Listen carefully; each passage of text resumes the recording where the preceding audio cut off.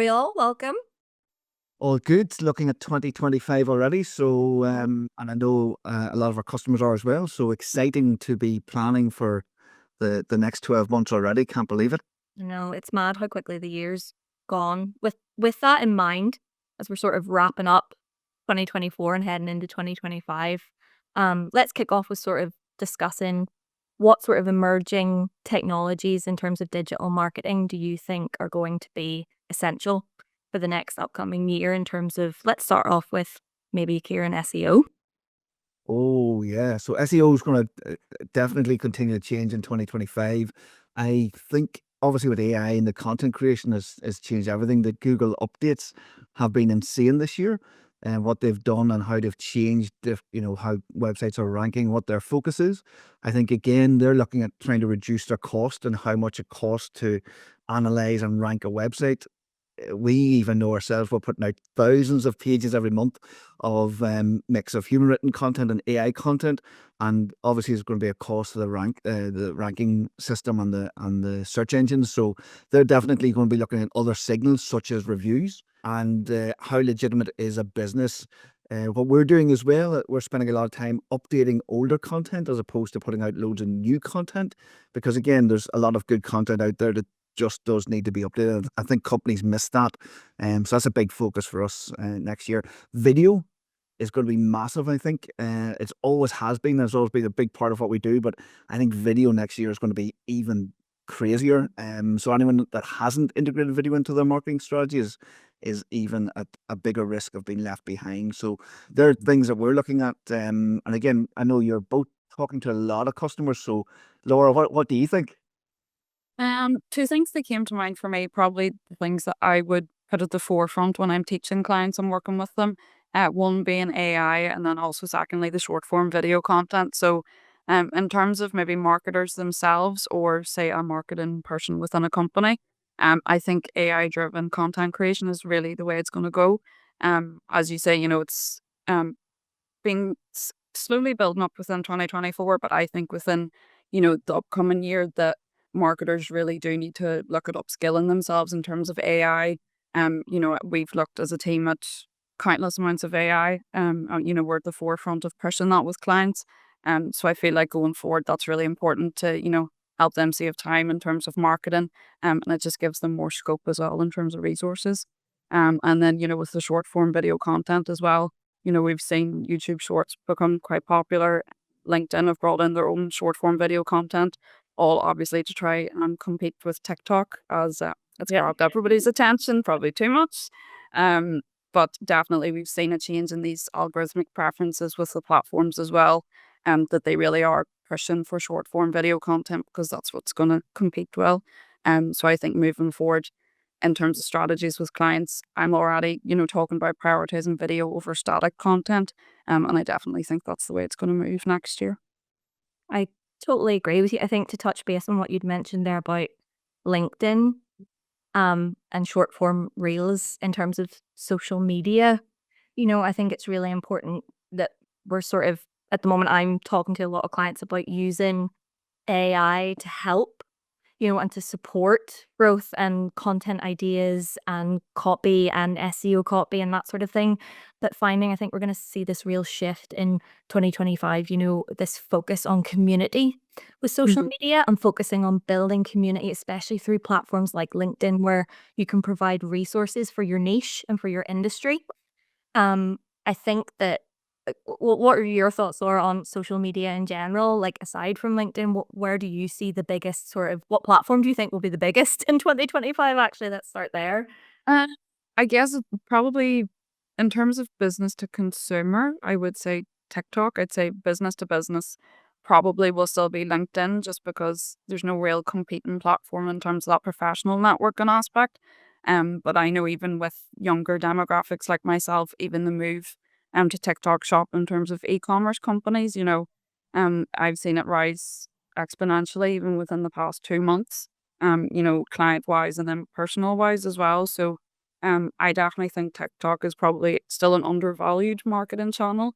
A lot of businesses probably see it as either, it's too young of a demographic, or maybe the content isn't, professional enough in terms of marketing. So I definitely have been trying to push a lot of my clients towards TikTok as well. I think it's definitely the platform with the most growth potential. Because TikTok Shop, it's so the user journey is so simple. Yeah. You see the real UI. It all happens in platform. It's so quick that it's like so actionable, I think. And platforms like, well, what were your thoughts on Instagram and how it's shifting and changing? Because it's had some really big updates like race towards the end of 2024. I would say, yeah, in terms of competing video content, Instagram Reels is still definitely up there. I do notice in terms of trends that TikTok will maybe have it a couple of weeks before Reels will. So I'm not sure if, the platform still needs to catch up in terms of content itself. But yeah, I think 2024 definitely is still putting Instagram at the forefront. I think even in terms of meta, I'd be looking at pushing clients towards Instagram as opposed to Facebook. Yeah. And with all of the updates constantly, we find that we have to upskill and yourself, like you could go onto the platform one day and the next they've changed everything. So Yeah. it's just trying to keep clients, adaptable and flexible, that we're up to date so that we can make sure that their knowledge is going to be up to date moving forward with marketing. Completely I agree. remember TikTok when it used to be Musically, so that's Mhm. trying to tell them much. But it's amazing again, like if we're talking about it 2 years ago, no chance a year ago, but now as you say, like it feels like you need to be. So again, if anyone's watching this and hasn't bought something on TikTok Shop, never mind downloaded the app. They probably need to do that to understand what's happening now. And for me again, and my slight bias with search engines, again, TikTok videos rank very well in the search engine, so do perform incredibly well. So you're getting a double win in that. And then back to the value of video content. One thing we're suggesting to clients as well is, and I think you picked up on it there as well, is that spotting trends on TikTok and then actually taking them for your industry, taking them and writing content or taking it to another platform. You could take that to LinkedIn, and again, you're going to be a couple of weeks ahead of anyone else. So again, if you're writing content and pushing out and looking for ideas in your niche, getting ideas in TikTok is great because again, you can get that content up and still be 2 or 3 weeks ahead of everyone else. So it's interesting. So we're all talking TikTok today. Very good. Let's all give a recommendation for our favorite AI tool for 2025. So what AI tool do you think is an absolute essential for any business or anyone out there for their marketing in 2025? Oh, I'd still, so again, as you know, I have 200 tools, but which still say ChatGPT has to be the number one. And the reason being, again, because it's so easy to use. It's the market leader, the integrations into Microsoft as well. There's a big competition. As soon as another platform comes out with an update, they seem to just come back with another mini update. I'm loving the app. I'm loving talking to ChatGPT and having conversations and fights, which does happen. So again, I would say any business needs to be using ChatGPT. If they're not, then I think that they're really at risk of being left behind. Mm, Mhm.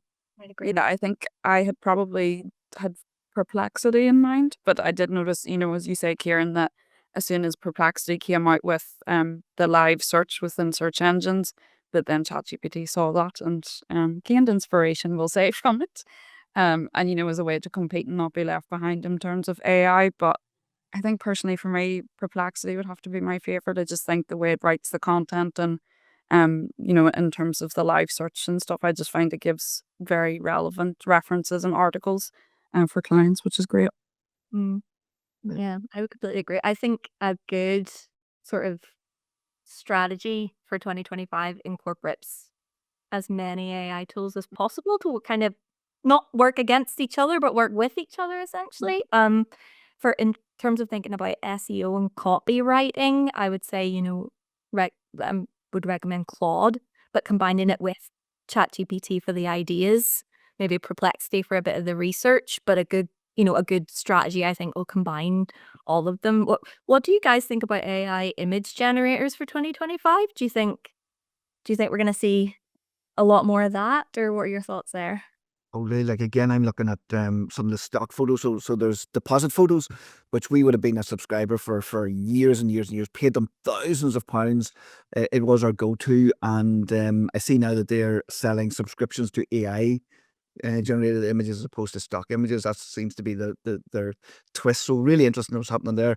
I'm loving Ideogram and Leonardo. I think that there's too much stock images online. I see the creativity and the uniqueness in AI images are getting so good. And again, I guess from our side, we probably stopped using stock images a year ago. When you see the same image on 1,000 sites, it's not a good experience. So being able to customize it and have something bespoke, I'm very excited for next year to see maybe an ability to automatically add in your logos. I see some are already integrating brand colors. So very, very bullish for this next year. And I see as well, which is a shocking stat, that over 60% of small businesses have still not integrated AI into what they're doing in their business. So there's a massive opportunities for companies to use these tools still. Yeah, I think with AI image generation, for me personally, when I'm writing content either for ProfileTree itself or with clients, Leonardo would probably be my go-to. I know I've seen some of my colleagues recently have started even the Canva AI image generator, which I think would be a great starter tool for, as you say, those small businesses that are still trying to get used to AI integration within their workflow. But I know within Leonardo that definitely with writing blog content, I think it's great in terms of well, the quality of work that it produces, but again, that innovative design that Kieran's talking about, that you're not just reusing the same images over and over within different blogs. I think it's really interesting as well that with like recent updates like in Instagram and Meta, that we're now seeing this need to inform platforms when content is AI in terms of social media, when it's AI generated. And I think that that's going to really in 2025 feed into that like authenticity and community and value, in that if you're using AI generated images and AI generated content creators, that those are being integrated really like ethically and mindfully as well, and cleverly, not letting it kind of like letting the tool replace you in a sense, using it to your advantage for content creation, but keeping that kind of community aspect in mind too, and the authenticity. I think that's what we want in social media, isn't it? Like that space to be social and connect, as well as like unique formats. Yeah, I would definitely say in terms of authenticity, that would be one of my big predictions for 2025, that I'd say since the pandemic, user generated content has become very popular with platforms. Like I know there's massive brands like Nike or even Glossier, like they predominantly use user generated content, which is free marketing for them, which is great. But we're definitely starting to see this shift within all the platforms, even including TikTok and LinkedIn, Instagram, towards employee generated content. So I guess similar to what we're doing today. So we're getting on the trends early. But yeah, I definitely think this shift away from the overly polished sales tactics in terms of marketing, that users are starting to get a bit tired of that, and they're looking for something more fresh, more innovative, and as you say, just something more authentic and more relatable. So I think going into 2025, that's important for people to remember as well. And we're going to see Leonardo. So obviously Canva has purchased Leonardo.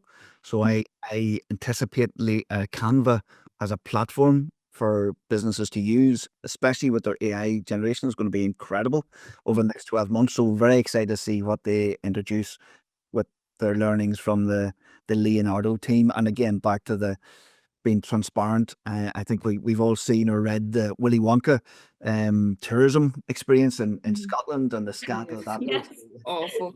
Yeah, Key takeaway from 2024 was that experience. exactly. So again, it's brilliant to use AI to help enhance your marketing and your business operations and your brand online. But it's very important that customers, when they go and they want to experience the experience or the products, that they're actually real and they represent what you're putting out online. So it's definitely that's a case study that we'll be referring to for many years ahead. But we'll see. And the employee marketing now instead of user generated marketing, that is an interesting one. So yeah, so big push on that one. Then you think that's your prediction? Yeah, I would say so. I think a lot of major companies have definitely started moving into that space, particularly within TikTok. The content doesn't even really have to be related to, the company itself. I've seen ones in an office go around with a microphone to different colleagues and just ask random questions. And I think it just builds, that relationship with employees, because I know personally within my demographic, if you see the transparency and the ethics and the morals behind a company and just a bit of fun with the employees as well, you're more likely to avail of their services because it just connects you to the brand more. That real increase in, for want of a better description, like thinner content, that thinner evergreen content that Yeah. represents a community and Mm. a space and the people in the space, as opposed to say that consistent just promotional content, like a good strategy will have a really good mix of both and focus on the audience and the community that the content's for, so that there's more rapport and, like you say, that real nice lightheartedness, but lightheartedness in the sense that it's related to your niche, like that interview style, like TikTok viral trend format, where you go around the office and ask everyone how they take their coffee. It's lighthearted, but it's evergreen because it's timeless. And that's what's clever, I think, because it can be reshared and reused. Because Yeah, coffee definitely. is We'll very have to. important. It's a big plus. We all sip our coffee. Yeah, or your tea, I was going to ask, what's your thoughts on the retailers? So we know retail is a very tough sector, very, very competitive, and they're competing with online and things, prices going up.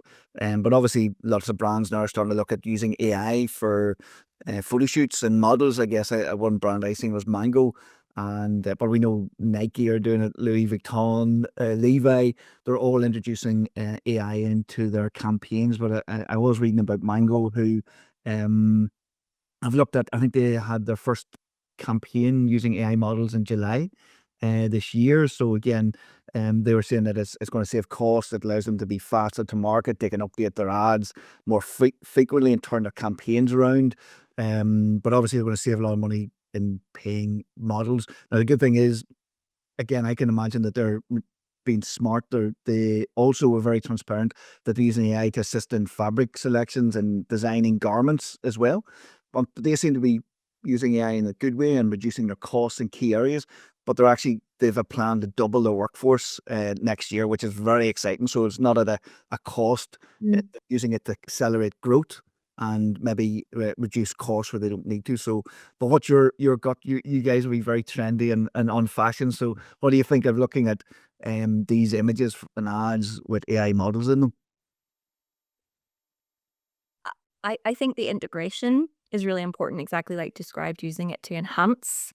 And I think that companies that do that ethically, I think the response to that will be very good in that it is transparent. I think that this is without me sounding like I'm saying I'm old, but that kind of younger demographic than my demographic, they're so savvy to technology and AI tools that they can tell when something's AI generated, and if it's not communicated that it is, it then runs the risk of having that kind of negative impact, if that makes sense, or that negative kind of reaction because that's AI generated, it's not even human generated. So I think that what you just described there, Kieran, that integration is essential. And when that's done, I think that the response then is really good because it's kind of like, oh, wow, that's a really cool use of AI.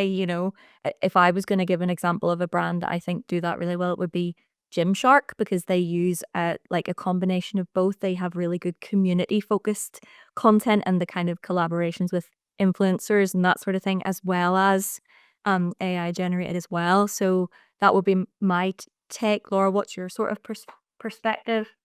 I would say it's quite similar. I think it is a fine balance between, particularly with these large companies integrating AI, but still maintaining ethical and transparent, as you say. So, like, I know personally that I think if they start to integrate AI in terms of, saving time and resources and maybe sparking creativity, I think that's great.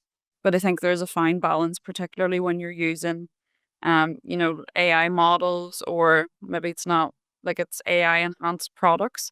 I think there still needs to be that transparency there. I know with a lot of my clients, even when I'm recommending them to use AI, that I always say you have to, you can't mislead the customer in any way. So I think with all these large corporations, it's probably a fine balance. And I would say probably one I don't know if it was done well or not recently, the Coca-Cola Christmas ad that was done with AI.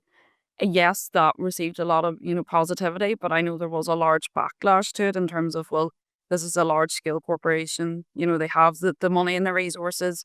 And a lot of people were saying that, they were losing the ethos or the spirit of Christmas within the company.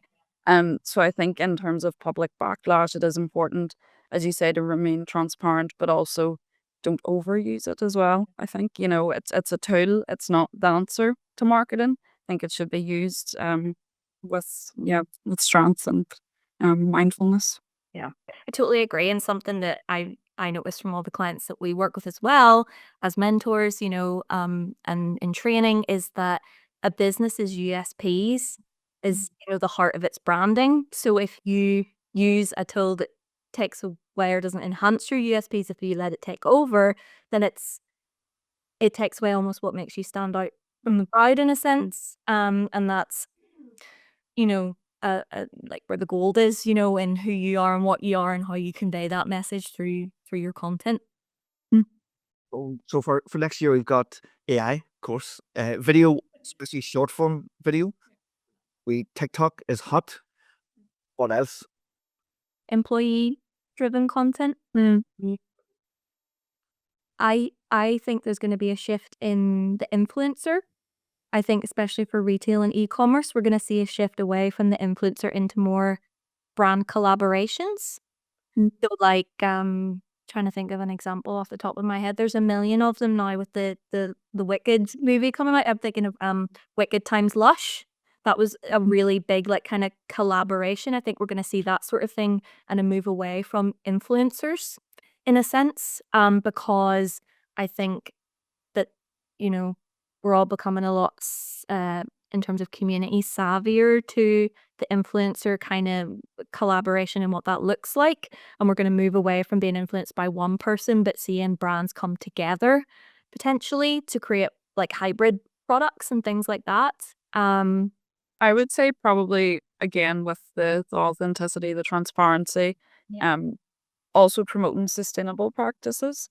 Yeah. I know a lot of Gen Z demographic, particularly, that is a determining factor whether they will avail of a company's products or services or not. In terms of labor or sustainable practices, are they eco-friendly products? Are they mitigating their carbon emissions? I think all of that is really important within a company's strategy as well in terms of marketing, particularly with younger demographics, that because we have so many options out there, we know we have the bargaining power. So I think companies kind of have to show, yes, their wonderful products and services, but also their background processes as well, to incentivize people. That's Yeah. incredible. And do you see that? I know you're talking to a lot of clients. Do you see our clients talking about that or pulling that in yet? Or is that something that you think a lot of companies, especially small businesses, still need to do? So in the summer, I actually went to New York and I worked with 10 different companies, and large companies such as KPMG and PwC. So I know with a lot of the larger companies, they definitely have integrated that within their strategy, and that's really at the forefront. A lot of them have 2030 or 2040 strategies in terms of carbon emissions. I think with smaller local companies, this will take a lot longer. Obviously because they're not really creating as much emissions as well. But I think the priority for them is the marketing of the actual product and services, and maybe, with time and resources, they maybe won't prioritize the ethical and sustainable marketing as much. But I think definitely moving forward, they should start to integrate that bit by bit. Yeah. One thing maybe as well to consider with social media is the algorithmic changes, which a lot of my clients would be, saying, I don't see the same engagement, I don't see the same interaction on platforms, that I used to. And I think we're going to see that shift from the sort of high volume of content to the quality of content becoming more important.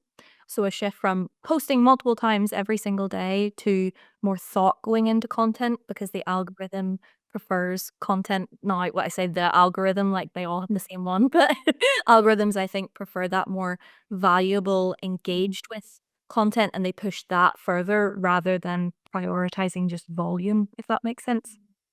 No, definitely. I think even within LinkedIn's algorithm, I think it's now been revealed as a theory within the algorithm that at the end of a post that you can say like, please comment, please follow me, and the AI will see these prompts and negatively push your content. So they'll pull it back as opposed to, oh, this person really wants engagement, we're going to help them do that. They kind of see that as an authentic way to get engagement. They want it to be coming to natural fruition as opposed to, people just asking for engagement. So I think companies probably need to be mindful of that as well, definitely within the LinkedIn algorithm. And you think the TikTok algorithm has changed how things are going to happen? Like, again, when we think about it, someone can start up an account and they don't have to have big number of followers, but their content, it's actually the content, not the followers. I guess we're going to see maybe more of that come into other platforms as well, because it's been such a success for TikTok. I'm just thinking how many businesses has it exploded their sales and generated new revenue opportunities for them as well. So yeah, the algorithm, yeah, they'll continue to give me sleepless nights, I think, in all parts of the business. Yeah, I think that's the secret in trying to understand how they work. But yeah, I can see definitely more of the TikTok algorithm hitting the other platforms for sure. Mm. Mm. If I was going to make a recommendation for 2025 for business owners, it would be to create that little bit of space around content creation. A lot of people I've worked with in 2024 have sort of communicated that they very much feel, because of how all these platforms have changed and how digital marketing has changed since the pandemic, that it's a whole other job on top of the job of running their business. And I think that creating that little bit of space around content creation, as in giving yourself the time to brainstorm the ideas, use AI tools to help you, using a content calendar, strategizing a little bit. I think there should be, if I was to make a recommendation, thinking about driving a strategy and a plan so that you go into the new year feeling like you're as many steps ahead as you possibly can be. Because when we're trying to do the stuff ad hoc on top of running a business and all the marketing that's encompassed in running a business, that's where I think the biggest challenges can come for business owners as well. So I'd recommend using a content calendar, using a scheduling tool, and being kind to yourself with your strategy. The basics are still solid. That's Still solid, they're still important. same colors in there. And then I roll in a load of automation to take care of the rest. That's it. Couldn't resist. Yeah, that'll be it. So yeah, no, I'm loving all the automations at the moment, and then connecting that into AI, and then but you're 100% right that it starts at the foundations. Thankfully the basics are still solid, and they need to be done in the first place. So that's a good place to start. What automations would you say would be essential to look at for 2025? Oh, so I'm loving automations around getting reviews, for example, reminding customers to write a review for business. They're very, very good. Automations around if you've got meetings, calendar invites, for just reminding people that that's in, because again, back to it, we all know it's super busy. The phone rings, we lose track of time. So I think they're brilliant. And then I'm loving automations around publishing content as well. So again, yeah, bulking, batching as much as you can. If you have a video day or a content day, getting that done, and then can you schedule and automate that being scheduled and posted over a couple of days or weeks on different platforms? Again, absolutely mind-boggling how much time you can save. Yeah. Excellent. So our roundup then, our key points for consideration for next year then are, so it's short video, TikTok, AI, AI. yeah, engage your employees more to help market the business and be engaged more in the marketing. But what else? Authenticity. We also chatted a little bit there about potential like collaborations, like brand collaborations, business collaborations, as opposed to maybe the influencer being the gold. We're going to see maybe a wee shift there, and potentially the organization and automation of content where possible. Nice. Yeah. And then of course, yeah, watch how the algorithms continue to change and keep us all on our toes. But no, brilliant. I think we've got a couple of action points for that. So thank you again for your time today, and roll on to the next session. No problem. Thank you. Thanks.